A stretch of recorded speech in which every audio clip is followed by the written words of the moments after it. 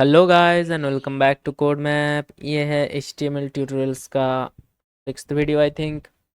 तो इसमें हम जो जो चीज़ देखेंगे, पहले तो टेबल का साइज़ कैसे कस्टमाइज़ करना है, एंड उसके बाद टेबल का जो कॉलम्स एंड रोज़ होता है, जैसे कि मैं एग्जांपल दिखाता हूँ। ये जो कॉलम्स है एंड हॉरिजॉन्टल वाइज जो रोज़ बोलते हैं उसको, ये सेल्स देखो, नॉर्मल सेल्स, तो ये कॉलम एक नॉर्मल सेल है, ये एक नॉर्मल सेल, ये भी नॉर्मल सेल, बट इन चीज़ों को देखो, इसने दो कॉलम का जगह घेर के रखा है, कॉलम वाइज दो सेल का जगह घेर रखा है अकेले हैं। एंड लास्ट वाला देखो, इसने रो वाइज तीन सेल जगह घेर रखा है ना। तो इस चीज़ को हम टेबल्स में कैसे लगाते हैं, या फिर टेबल का स्ट्रक्चर ऐसे कैसे कर सकते हैं, वो देखेंगे।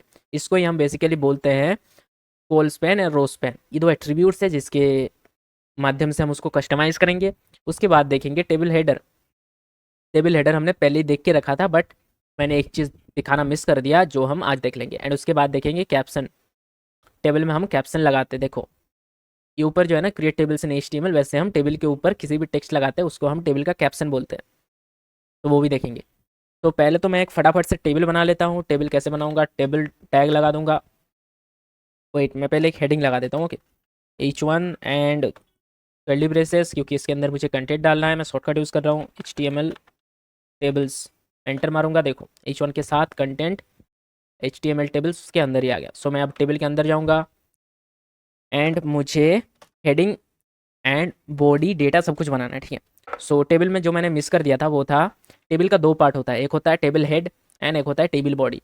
सो दोनों को अलग ग्रुप में रखने के लिए और दो टैग आता है, जैसे कि होता है टी हेड, ये टेबल हेड को रिप्रेजेंट करता है, इसके अंदर क्या करेगा, जो भी हेडिंग्स होगा सब। एंड और एक पार्ट होता है टी बॉडी, जो टेबल का बॉडी को रिप्रेजेंट करता है, इसके अंदर सारा डेटाज रहेगा। तो कैसे, अब नॉर्मली इसके अंदर मैं TR बना दूंगा जो एक रो बन जाएगा। तो अब मैं TH मल्टीप्लाई 3 कर देता हूँ ताकि 3 TH जनरेट हो जाए। अब इसके अंदर मैं हेडिंग दे दूंगा, जैसे पहला हेडिंग होगा नेम, दूसरा होगा एज, लास्ट वाला होगा जेंडर। सो ये बन गया एक हेडर, टेबल का हेडर, तीन तीन अलग अलग हेडिंग के साथ। ये पूरे चीज़, ये टेबल का हेड है, हेड के अंदर तीन हेडिंग है, नेम एज जेंडर। अब मैं सीधा बॉडी पे आऊँगा, बस वैल्यू डाल दूंगा। अब क्या क्या वैल्यू डालूंगा, जैसे कि पहले तो मुझे एक TR बनाना है, एंड TR के अंदर डायरेक्ट मुझे चाहिए TD। कितने चाहिए, 3। एंड उसके अंदर मुझे, ओके 3 मैं, ओके 3 मैं बना लेता हूँ। और इसके अंदर कंटेंट मुझे अलग अलग चाहिए, अगर सेम होता तो मैं शॉर्टकट से कर लेता, इसीलिए मैं सोच रहा था। सो मैं पहले नेम पे कोई भी नाम डाल देता हूँ, जैसे कि डेमो। एज डाल देता हूँ 20। और उसके बाद लास्ट में क्या था, जेंडर। ओके, अब मैं इसी रो को कॉपी कर लूँगा, क्योंकि मैं आलसी हूँ, सही में आलसी हूँ, मैं इतना नहीं लिखना चाहता। तो मैंने बस 3 रो बना लिया है। तो ये हमारा बन गया बेसिक टेबल। ज़्यादा कुछ नहीं करा। जो हमने एक्स्ट्रा चीज़ ऐड किया वो है T head and T body. T head के अंदर हेडिंग रख दिया अलग ग्रुप में, एंड टी बॉडी के अंदर सारा डेटा। ये बस अलग से ग्रुप करने के लिए यूज़ हो रहा है, और कुछ पर्पस इसका है नहीं, इसके बिना भी हम कर सकते हैं। सो ऐसा स्ट्रक्चर बनाने के लिए ये जो आउटपुट है हमें तभी अच्छे से दिखेगा जब ये बॉर्डर रहेगा। तो चलो बॉर्डर ऐड कर लेते हैं। अब कैसे ऐड करने का तो बहुत तरीका है, जैसे कि हम एक्सटर्नल CSS जो बनाए थे टाइल्स, उससे कर सकते हैं, बट आज हम इंटरनल CSS देखेंगे, जो हम HTML के अंदर ही लिखते हैं बट इनलाइन नहीं लिखते। तो उसके लिए हमें हेड पे आना पड़ेगा। हेड पे आके बस लिख दो स्टाइल टैग। अब स्टाइल टैग के अंदर,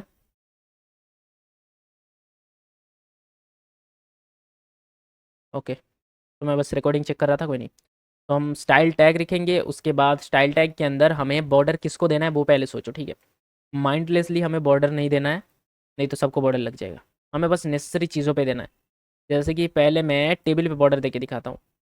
तो जो भी स्टाइल होगा स्टाइल टैग के अंदर आएगा, ठीक है। तो मैं इसको क्लास ID दे के कर सकता हूँ, बट मैं एलिमेंट, मतलब मेरा जो कंटेंट है बहुत कम है, ओनली टेबल है, सो मैं डायरेक्ट टेबल को दे दूंगा, ऐसे टेबल लिख दूंगा। सो टेबल को टारगेट मैंने कर लिया। उसी के साथ मैं कर्ली ब्रेसेस दूंगा, ये किस लिए, ताकि टेबल के रिलेटेड जो भी प्रॉपर्टीज़ हो वो इस कर्ली ब्रेसेस के अंदर आए। अब इसको मैं बॉर्डर दूंगा। बॉर्डर एक प्रॉपर्टी का नाम है, जैसे बॉर्डर देखो सजेशन में आ रहा है बॉर्डर, इसको क्लिक करूंगा, एंटर करने से भी हो जाएगा वैसे। अब जो मैं वैल्यू दूंगा, पहले तो मुझे बॉर्डर का थिकनेस जो विड्थ होता है बॉर्डर का वो डिसाइड करना पड़ेगा। मैं बहुत पतला दूंगा, 1 पिक्सल। पिक्सल एक यूनिक है, यूनिट है जो हम यूज़ करते हैं CSS में। तो पहले तो यूनिट डाल दिया, उसके बाद हमें कीवर्ड देना पड़ता है जो कि है स्पेस देके मारो सॉलिड, क्योंकि विदाउट सॉलिड ये ऐसे ट्रांसपेरेंट ट्रीट करता है। जो भी हम वैल्यू देंगे ये एक तरीके से ट्रांसपेरेंट रहता है। जब तक हम सॉलिड नहीं लिखेंगे तब तक हमें विजिबल नहीं होगा। तो हमने टेबल को बॉर्डर दे दिया, बट फिर भी हमारा नहीं हुआ। क्यों नहीं हुआ? क्योंकि वैल्यू क्या हमारे डायरेक्ट टेबल के अंदर है? नहीं है। वैल्यू जो है टी एच के अंदर है, एंड टी एच किसके अंदर है? टी आर के अंदर है। सो हमें T R and T H दोनों को देना पड़ेगा। अब मैं एक को भी दे सकता हूँ, मैं थोड़ा सा ऊपर नीचे स्पेस कर देता हूँ। तो देखो, पहले मैं अगर ओनली टी एच को दूंगा तो क्या बॉर्डर लगेगा? लग रहा है border 1 pixel solid. T H को देते ही बॉर्डर लग गया। ओके, बहुत बढ़िया, बॉर्डर लग गया। अब और किसको चाहिए? टी एच को देते हैं, हमारा पास हेडिंग को लगा, क्योंकि ओनली हेडिंग टी एच के अंदर रैप्ड है, बट वैल्यूज़ तो टी एच के अंदर नहीं है, वो टी डी के अंदर है। तो उसके लिए क्या मैं अलग से लाइन लिखूंगा? नहीं लिखूंगा, मुझे नहीं लिखना है, सिमिलर है। तो जहाँ पे मैंने सिलेक्टर दिया, जो कि मैंने एचटीएमएल सिलेक्टर डायरेक्ट यूज़ कर लिया, एलिमेंट सिलेक्टर, अब मैं यहाँ पे कॉमा देके दूसरे और किसको टारगेट करना है बताओ? टी डी को करना है, सो मैं टी डी भी लिख दूंगा। अब लिखते ही इन दोनों को मैं सेम प्रॉपर्टी दे पा रहा हूँ। ऐसे ही जब सेम प्रॉपर्टी लिखना होगा तो सेम चीज़ को रिपीट ना करते हुए बस एलिमेंट्स को एक जगह पे लिख दो, ऐसे कॉमा कॉमा करते हुए। जैसे मैं टेबल को भी लिख दूंगा तो मेरा काम एक ही जगह पे हो गया, है ना। तो इस तरीके से हम स्टाइल देते हैं। बस बॉर्डर दिया हमने और कुछ नहीं दिया, आगे देखेंगे और भी। अब ये तो हो गया बॉर्डर का काम, इसको अभी स्किप करते हैं, ठीक है। मैंने थोड़ा बहुत एक्सप्लेन कर दिया, आगे हम सीएसएस पे और अच्छे से देखेंगे। बट अभी के लिए हम जो देखने वाले थे वो था स्ट्रक्चर, ऐसे कॉलम वाइज या फिर रो वाइज कैसे कम या ज़्यादा स्पेस ले सकते हैं। वैसे कम तो नहीं ले सकते, मतलब ज़्यादा कैसे बढ़ा सकते हैं। अब उसके लिए दो ही कीवर्ड है, row span and col span. Keyword keyword बोल रहा हूँ, बट ये एक्चुअली एट्रीब्यूट्स हैं, ठीक है। अब एट्रीब्यूट्स कहाँ पे डालना पड़ता है? HTML पे, एलिमेंट के ऊपर, ओपनिंग टैग पे, ठीक है। तो मैं पहले तो हेडिंग पे दिखा देता हूँ, ठीक है। क्योंकि मैं चाहता हूँ ये जो नेम है ना, नेम एंड एज, इन दोनों का सेल अकेले नेम ले ले, ठीक है। सो मैं क्या करूँगा, नेम किसके अंदर है? TH, जिस TH के अंदर है उसके अंदर जाऊँगा। अब मैं लिख दूंगा कॉल स्पैन, क्योंकि मैं कॉलम वाइज, ये कॉलम है ना, नेम एक कॉलम, एज एक कॉलम, तो मैं कॉल स्पैन बाय डिफ़ॉल्ट ये 1 रहता है, तो ये लिखने का कोई फ़ायदा नहीं है। जब मैं 2 करूँगा तब देखो इसने नीचे वैल्यूज़ देखोगे 2 सेल्स है, बट ऊपर से ये एक्चुअली 1 सेल, इसने 2 सेल का जगह घेर लिया है ना, एंड ये बाहर चला गया, जेंडर को बाहर कर दिया। तो ये तो हो गया कॉलम वाइज। ये हम जिसको भी देंगे वो 2 कॉलम वाइज 2 सेल्स को घेर लेगा, एंड ये छोटे छोटे बॉक्सेस को हम सेल्स बोलते हैं। अब मैं अगर चाहता हूँ रो वाइज लेना, सो मैं क्या रो स्पैन दे दूंगा? हाँ, रो स्पैन दे दूंगा। वैसे बाय डिफ़ॉल्ट ये 1 रहता है, सो 1 कोई इफेक्ट नहीं करेगा। तो मैं जब भी इसको 2 करूँगा तो ये 2 जगह नहीं लिया। क्यों नहीं लिया? अब हमें समझना पड़ेगा इसने क्यों नहीं लिया। क्योंकि लेने के लिए स्पेस हमें 2, मतलब ये क्या है, एक रो है ना, तो इसके नीचे और एक रो प्रेजेंट होना चाहिए, तब जाके ये जगह लेगा ना, वरना किसका जगह लेगा ये। तो यहाँ पे नीचे रो नहीं है, इसीलिए रो काम नहीं कर रहा। तो क्या नीचे अगर और एक में रो बना दिया तो जगह ले लेगा? देख लेते हैं। मैं इसको कॉपी डाउन करूँगा, देखो जगह लिया इसने, 2 जगह ले लिया। क्यों लिया? क्योंकि इसके पास नीचे और एक रो है, मतलब प्रेजेंट होना चाहिए, तब जाके उसका जगह कैप्चर करेगा ना। अगर जगह है ही नहीं तो कैसे लेगा? वैसा वाला सीन है। तो इसको अगर हम वैल्यूज़ में अप्लाई करेंगे, जैसे कि नीचे मैं नेम पे अप्लाई करना चाहता हूँ, यहाँ पे मैं रो स्पैन दे दूंगा 2, तो इसने 2 ले लिया। अब इस चीज़ को इन्होंने कैसे बनाया था, उनके जैसा बनाने का ट्राई करते हैं। पहले सोच लेंगे कैसे करना है, देख लेते हैं। इन्होंने क्या करा, सेकंड सेल को कॉलम वाइज 2 दे दिया, एंड लास्ट वाले सेल को कॉलम वाइज 3 स्पेस घिरवा दिया, है ना। बट उनके लिए, मतलब इसके लिए 1, देखो कॉलम है उसके नीचे 3 वैल्यूज़ है, क्या हमारा भी ऐसा है? 3 वैल्यूज़ है, ओके हो जाएगा। तो हमें बीच वाले को 2 स्पेस दिलवाना है, नहीं, फर्स्ट वाले को, फर्स्ट एंड सेकंड, देखो ये रो 1 सेल 1 है, तो फर्स्ट एंड सेकंड का जगह घेर लिया। तो पहले वो कर लेते हैं, फर्स्ट वाले पे जाते हैं जो कि फर्स्ट डेमो है ये। इसको मैं दे दूंगा रो स्पैन ऑफ 2, तो इसने 2 जगह घेर लिया, है ना। तो ये हुआ पहला काम। अब क्या करेंगे, इस सेल 3, रो 3 सेल 1, मतलब ये लास्ट वाले को ही समझ लो, सेकंड वाले को, चलो लास्ट वाले को, इसको क्या किया, कॉलम स्पैन दे दिया ऑफ 3, कॉल स्पैन ऑफ 3। तो कुछ ऐसे टाइप का स्ट्रक्चर बनाना चाहा उन्होंने, ठीक है। हमें बस इस साइड का नहीं दिखाया गया, हमें बस देखो ये बाहर वाला नहीं दिखाया गया, इधर डेटा हो सकता है या फिर है भी। तो हमने कुछ ऐसे टाइप का स्ट्रक्चर बना लिया, एक सेल जो 2 का जगह दे रखा है कॉलम वाइज, एंड और एक सेल जो कॉलम वाइज 3 का जगह दे रखा है, ठीक है। ऐसे करके हम टेबल को मैनिपुलेट कर सकते हैं जैसा ज़रूरत पड़ेगा। लेते हैं टी एच तो हमने देखा हुआ है, सो इसको देखेंगे नहीं क्योंकि हमने ऑलरेडी भी देखा। टी एच बस हेडिंग डिफाइन करने के लिए होता है। उसके बाद आता है कैप्शन। अब कैप्शन क्या करता है? कैप्शन बहुत सिंपल है। यहाँ पे एक टेबल के बारे में लिखा हुआ है ना, क्रिएट टेबल इन एचटीएमएल।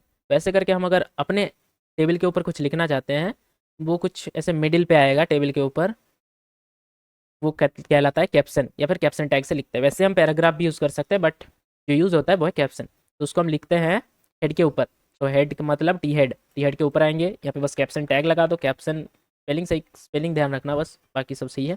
कैप्शन टैग लगाओ एंड यहाँ पे लिख दो टेबल के बारे में, या फिर टेबल का नेम, जैसे कि मेरा है पर्सनल डिटेल्स वाला टेबल समझ लो, ठीक है। तो मैं कैप्शन के अंदर पर्सनल डिटेल्स लिखूंगा तो मुझे आउटपुट में पर्सनल डिटेल्स, उसके बाद टेबल दिख रहा है। तो ऐसे करके कैप्शन का यूज़ होता है। बहुत ईजी है, ज़्यादा कुछ है नहीं कैप्शन के अंदर। पहले तो देखो हमें क्या करना पड़ेगा।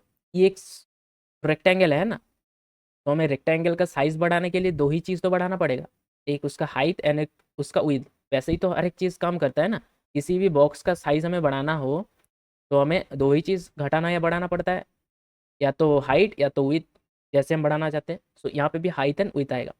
अब हम किसका हाइट एंड विड्थ बढ़ाएंगे? टेबल का। सो टेबल पे जाएंगे, यहाँ पे एट्रीब्यूट आता है जो कि है हाइट।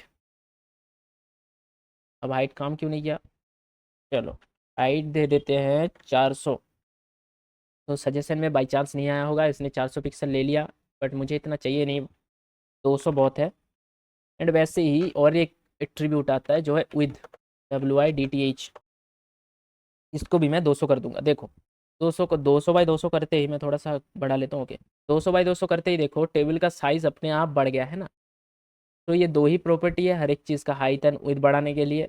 एंड ये इनलाइन सबको काम नहीं करता, ठीक है। बाकी हम स्टाइल से अप्लाई करते हैं, मतलब जैसे कि यहाँ पे करा, यहाँ पे भी हाइट विड्थ है, वहाँ से अप्लाई करते हैं।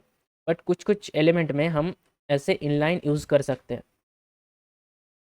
बाकी तो हमारा order list, unordered list, description list, ये सब हमने देख रखा है ऑलरेडी, मैंने पहले दिखा दिया लिस्ट जब दिखा रहा था। जो एक्स्ट्रा चीज़ है इसमें वो है कंप्यूटर कोड। अब कंप्यूटर कोड में क्या होता है पता है? हम जब ब्लॉग्स लिखते हैं या फिर आर्टिकल, सब लोगों ने पढ़ा होगा, वहाँ पे हम क्या करते हैं, थोड़ा बहुत कोड को एक्सप्लेन करते हैं। जैसे कि मैं आपको पाइथन सिखा रहा हूँ, ठीक है, आर्टिकल के थ्रू। तो मैं पहले थ्योरी पढ़ा दूंगा और नीचे थोड़ा सा कोड पार्ट दिखा दूंगा। अब थ्योरी एंड कोड को सेपरेट करने के लिए, जैसे कि मैं यहाँ पे लिख दूँ, समझ लो ये लॉरेम मतलब पाइथन का बारे में लिख रहा हूँ मैं, ये मैंने पाइथन का थ्योरी दिया इतना सा, ठीक है। अब नीचे अगर मैं ऐसे करके ये आपको समझाऊँ कि हेलो वर्ल्ड ऐसे लिखते हैं पाइथन में, तो आपको उतना नोटिसेबल डिफरेंस नहीं दिखेगा कि ये मैंने कोड लिखा है ना। तो इसको ज़्यादा नोटिसेबल, या फिर इसका फॉर्मेट जो है उसको ऐसे कोडिंग फॉर्मेट कैसे कर सकते हैं, मतलब देख के समझ में आए ये मैंने कोड दिखाना चाहा। तो उसके लिए एक टैग आता है जो कि है कोड, या फिर एलिमेंट बोल सकते हैं, मैं टैग ही बोल देता हूँ कभी कभी। तो इसके अंदर अब मुझे सेम चीज़ लिखना है। देखो जैसे हेलो वर्ल्ड, जैसे कि मैंने आपको हेलो वर्ल्ड सिखाना चाहा, ठीक है, पाइथन में। तो ये हो गया। देखो कितना डिफरेंस है, ये देख के ये लग रहा है कि नहीं ये कोडिंग है। मैं कोड पार्ट यहाँ पे दिखा, ये थ्योरी पार्ट है, ये कोड पार्ट है। इसको मैं दिखाऊंगा तो ऐसे लग रहा है नॉर्मल टेक्स्ट, कुछ पैराग्राफ वैराग्राफ होगा, बट ये देख के मुझे डेफिनेटली लग रहा है ये कोड है ना। तो ऐसे करके हम कोड टैग का यूज़ करेंगे। कोड टैग का इतना ही काम है। वैसे हम मल्टीपल लाइन ऑफ कोड लिख सकते हैं अपनी मर्जी, बट हमें यूज़ करना है कोड जब मैं कोड दिखाना चाहता हूँ, ताकि ये थोड़ा डिफरेंटली हाईलाइट हो। अब कलर वलर हम तो वो चेंज कर ही लेंगे आगे जाके CSS में, वो कोई बड़ी बात है नहीं।